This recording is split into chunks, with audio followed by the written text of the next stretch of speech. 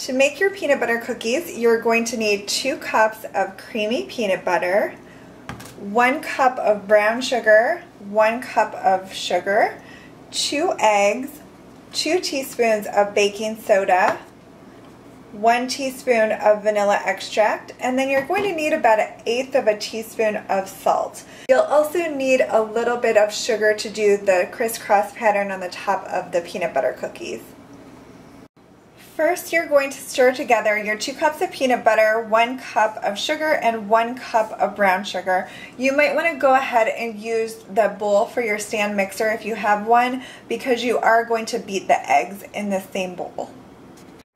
So you'll just mix that together until it's nice and creamy and everything's incorporated, and then you're going to add your eggs.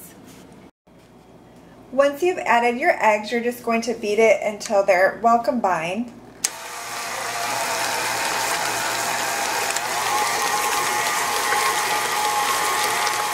Then you're going to stir in your 2 teaspoons of baking soda, your 1 teaspoon of vanilla extract, and your 1/8 of a teaspoon of salt.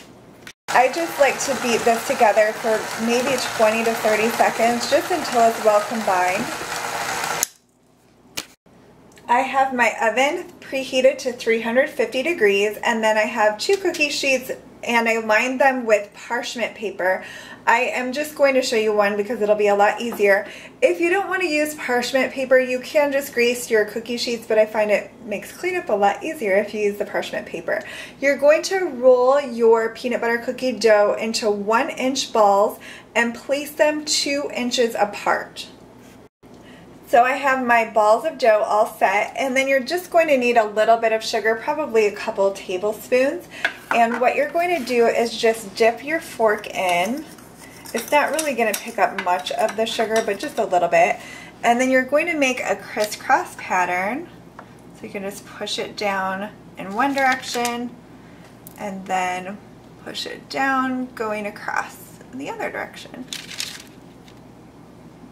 And then it'll leave a pattern like that, and then you'll do that to each one. So once you've made your crisscross pattern on your first batch of cookies, you can go ahead and put them in the oven for 8 to 10 minutes, and they'll start to get really nice and golden brown around the edges. This is what they'll look like when you take them out of the oven. They'll be nice and golden brown, and they are going to be a little bit on the puffy side when you take them out of the oven, but they're going to flatten out a little bit once they've cooled. You're going to leave them on the cookie sheet for about 5 minutes, so then you're just going to place these on a wire rack and allow them to finish cooling. You'll just want to let them cool and then store them in an airtight container. You could just continue the process until all of your dough is gone. As you can see, these are very simple to make. I hope you'll give this recipe a try. Thank you so much for watching.